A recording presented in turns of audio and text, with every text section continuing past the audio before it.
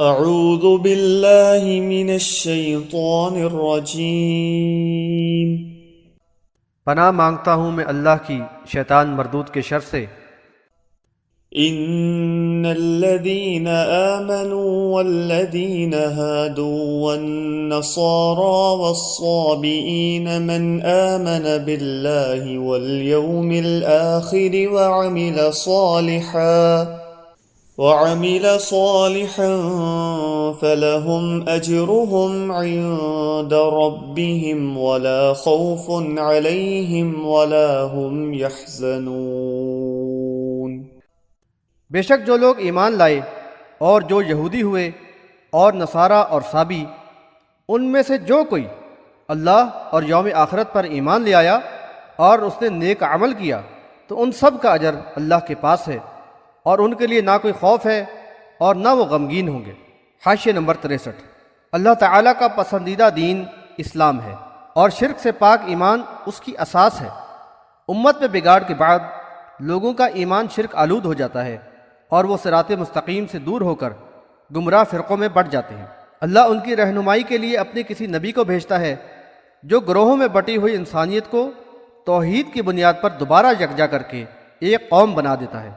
انسانی تاریخ گواہ ہے کہ اصلاح و بگاڑ کا یہ سلسلہ برابر ہی چلتا رہا ہے، یہاں تک کہ اللہ نے اپنے آخری نبی صلی اللہ علیہ وسلم کو مبعوث فرمایا۔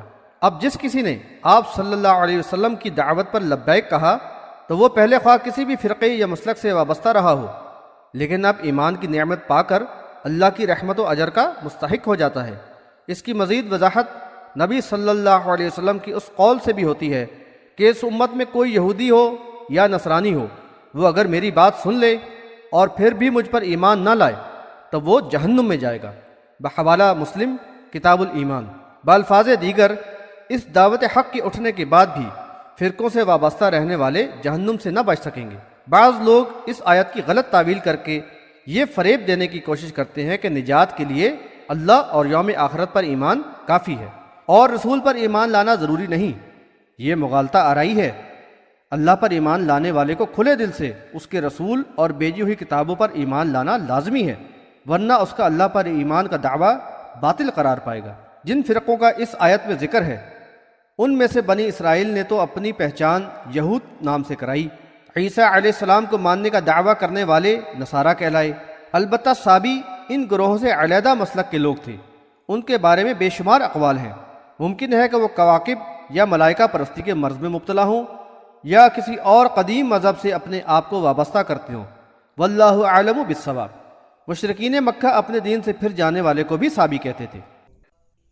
وَإِذْ أَخَذْنَا مِيثَاقَكُمْ وَرَفَعْنَا فَوْقَكُمُ الطُّورَ خُذُوا مَا آتَيْنَاكُمْ بِقُوَّةٍ وَاذْكُرُوا مَا فِيهِ لَعَلَّكُمْ تَتَّقُونَ۔ اور یاد کرو جب ہم نے تم سے عہد لیا اور طور کو تمہارے اوپر اٹھا دیا اور حکم دیا کہ ہم نے جو تمہیں دیا ہے اسے مضبوطی سے تھام لو اور جو کچھ اس کتاب میں لکھا ہے اسے یاد رکھو تاکہ تم تقوی کی روش پر رہو۔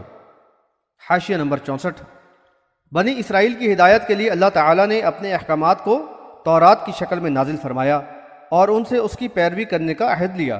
قوم کی بے حسی اور انتہائی غیر سنجیدہ روش کے پیش نظر قدرت الہی کے ایک عظیم مظاہرے کے ذریعے انہیں اس عہد پر مضبوطی سے قائم رکھنے کے لیے پرہیبت ماحول بنا دیا گیا تاکہ نافرمانی کے انجام کا شدید احساس ان کے ذہن نشین ہو جائے، یعنی طور کو بطور سائبان یا چھتری بنی اسرائیل کے اوپر معلق کر دیا گیا، جس سے ان کو یہ خیال ہوا کہ گویا طور اب ان پر گرا ہی چاہتا ہے۔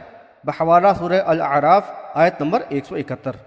پرہیبت اور پررعب ماحول ایک مردہ دل قوم کے اندر بھی اس احساس و شعور کو بیدار کرنے کے لیے کافی تھا کہ اللہ کے ان عاجز اور بے بس بندوں کا یہ عہد و پیمان کسی معمولی ہستی سے نہیں بلکہ رب ذوالجلال کے ساتھ ہے۔ دوسرے یہ کہ اس طرح موسیٰ علیہ السلام کی نبوت اور کتاب اللہ کی حقانیت کی ایک اور حسی دلیل بھی ان کے سامنے آ گئی۔ پھر اب بھلا وہ انکار کیسے کرتے؟ چنانچہ انہوں نے بادل ناخواستہ اقرار تو کر لیا لیکن اس پر قائم نہ رہے اور جلد ہی اپنی سابقہ روش اختیار کر لی۔ لیکن اللہ تعالیٰ کا اس مجرم قوم پر جو سمعنا و عصینا یعنی ہم نے سنا اور نافرمانی کی عادی تھی، انتہائی فضل و کرم تھا کہ پھر ان سے درگزر فرمایا اور سزا نہ دی، ورنہ انہوں نے تو اپنی ہلاکت و بربادی میں کوئی کسر نہ چھوڑی تھی۔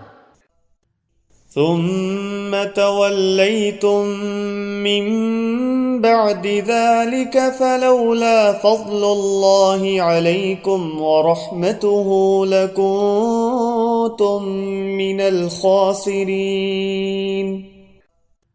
لیکن اس کے بعد تم عہد سے پھر گئے، اور اگر تم پر اللہ کا فضل اور اس کی رحمت نہ ہوتی تو تم یقیناً نقصان اٹھانے والوں میں شامل ہو جاتے۔ وَلَقَدْ عَلِمْتُمُ الَّذِينَ اعْتَدَوْا مِنكُمْ فِي السَّبْتِ فَقُلْنَا لَهُمْ كُونُوا قِرَدَةً خَاسِئِينَ۔ اور ان لوگوں کا حال تمہیں معلوم ہی ہے جنہوں نے تم میں سے سبت یعنی ہفتے کے دن کے قانون کے معاملے میں زیادتی کی تھی، چنانچہ ہم نے ان سے کہہ دیا کہ ہو جاؤ ذلیل بندر۔ حاشیہ نمبر 65۔ قوم یہود کے جرائم کی طویل فہرست میں سے کچھ بطور نمونہ پیش کیے جا رہے ہیں۔ ان کا ایک سنگین جرم سبت کے قانون کو توڑنا تھا۔ اس کی تفصیل سورہ الاعراف آیات 163 تا 166 میں دی گئی ہے۔ یوم السبت یعنی ہفتے کا دن ان کی عبادت کے لیے مخصوص کیا گیا تھا، اور اس دن ان کے لیے دنیاوی کاروبار ممنوع قرار دیا گیا تھا۔ ایک ساحلی علاقے کے یہودی لوگوں نے جن کا پیشہ ماہی گیری تھا اس قانون کو توڑا۔ اللہ تعالیٰ نے انہیں آزمائش میں ڈالا اور ہفتے کے دن پانی میں مچھلیاں زیادہ ابھر کے آنے لگیں۔ انہوں نے مچھلیوں کو جال میں پھانسنے کے لیے گڑھے حوض وغیرہ بنا لیے تاکہ ہفتے کے دن آئی ہوئی مچھلیاں ہاتھ سے نہ نکلنے پائیں۔ چنانچہ جو مچھلیاں وہاں اکٹھی ہو جاتیں وہ دوسرے دن ان کو پکڑ لیتے تھے۔ اس طرح انہوں نے حیلہ سازی کے ذریعے اپنے آپ کو تو مطمئن کر لیا، لیکن اللہ کے غضب کو بھڑکا دیا۔ قانون شریعت کا کسی بھی طرح مذاق اڑانا بہت بڑا جرم ہے۔ الغرض اس سرکشی میں جب وہ حد سے گزر گئے تو ان پر اللہ کا عذاب ٹوٹ پڑا اور ان کو بندر بنا دیا گیا۔ فَجَعَلْنَاهَا نَكَالًا لِمَا بَيْنَ يَدَيْهَا وَمَا خَلْفَهَا وَمَوْعِظَةً لِلْمُتَّقِينَ۔ پھر ہم نے اس واقعہ کو اگلے اور پچھلے لوگوں کے لیے عبرت اور متقیوں کے لیے نصیحت کا ذریعہ بنا دیا۔ حاشیہ نمبر 66۔ یہ بلا شبہ تاریخ انسانی کے لیے انتہائی عبرت انگیز واقعات میں سے ہے۔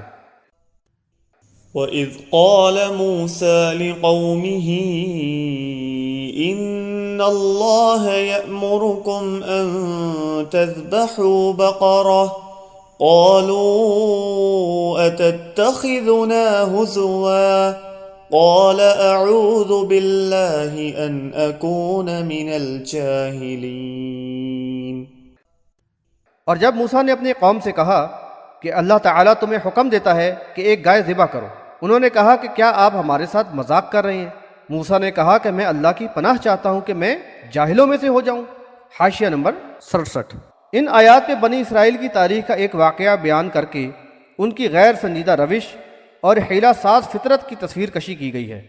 اللہ کی پکڑ سے بے خوف ہو کر وہ ضابطۂ اخلاق کو بالکل ہی پس پش ڈال چکے تھے اور اللہ کے رسول کے ساتھ مسلسل گستاخانہ انداز اختیار کرنے سے ذرا بھی نہ جھجکتے تھے۔ ایک قتل کے معاملے میں جس کی تفصیل آگے کی آیات میں آ رہی ہے، بنی اسرائیل کو ایک گائے ذبح کرنے کا حکم دیا گیا، لیکن ایک طرف گائے سے عقیدت اسے ذبح کرنے میں مانع تھی تو دوسری طرف قتل کی شہادت کو چھپا کر قاتل کی پشت پناہی بھی مطلوب تھی۔ چنانچہ حیلہ جوئی کے ذریعے ٹال مٹول کی روش اختیار کی اور گائے کی کیفیت اور رنگ کے بارے میں مختلف قسم کے سوالات کرنا شروع کر دیے۔ اللہ تعالیٰ نے اپنے نبی کے ذریعے جزوی تفصیلات تک واضح فرما دیں اور بتا دیا کہ جو گائے مطلوب ہے وہ جوان زرد رنگ کی خوش رنگ و خوشنما گائے ہے، جسے نہ تو کھیتی باڑی میں پانی دینے کے لیے استعمال کیا جاتا ہے اور نہ ہی ہل وغیرہ میں، بلکہ وہ بالکل تندرست اور بے داغ قسم کی گائے ہے۔ اس طرح بہت سے سوال کر کے وہ خود ہی پھنس گئے اور اپنی شاطرانہ چال کے پھیر میں آ کر ان کو ایسی خوشنما گائے ذبح کرنی پڑی جس کے وہ فی الواقع بہت ہی عقیدت مند تھے۔ اس واقعہ میں بڑی عبرت و نصیحت ہے۔ حکیم و خبیر رب کے تدبیر کے مقابلے میں ساری تدبیریں ناکام ہیں۔ قالوا ادع لنا ربك يبين لنا ما هي قال إنه يقول إنها بقرة لا فارض ولا بكر عوان بين ذلك فافعلوا ما تؤمرون۔ انہوں نے کہا آپ اپنے رب سے دعا کیجئے کہ وہ ہمیں واضح کر دے کہ وہ گائے کیسی ہو۔ انہوں یعنی موسیٰ علیہ السلام نے کہا، اللہ تعالیٰ فرماتا ہے کہ وہ ایسی گائے ہے جو نہ بوڑھی اور نہ بچیا، بلکہ وہ اس کے درمیانی عمر کی یعنی جوان ہے، لہذا اب جو حکم تمہیں دیا جا رہا ہے اسے بجا لاؤ۔ قالوا ادع لنا ربك يبين لنا ما لونها قال إنه يقول إنها بقرة صفراء فاقع لونها تسر الناظرين۔ ان لوگوں نے کہا، آپ اپنے رب سے دعا کیجئے کہ وہ ہمیں بتا دے کہ اس کا رنگ کیسا ہو۔ کہا کہ اللہ فرماتا ہے کہ وہ زرد رنگ کی گائے ہے، اس کا رنگ ایسا چمکدار ہے کہ دیکھنے والوں کو خوش کر دیتا ہے۔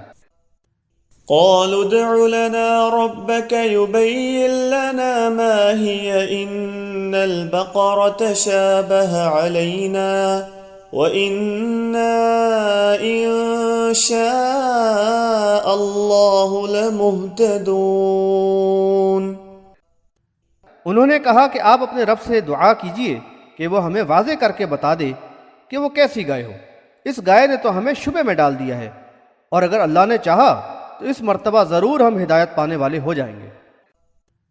قال إنه يقول إنها بقرة لا ذلول تثير الأرض ولا تسقي الحرث مسلمة لا شية فيها قالوا الآن جئت بالحق فذبحوها وما كادوا يفعلون۔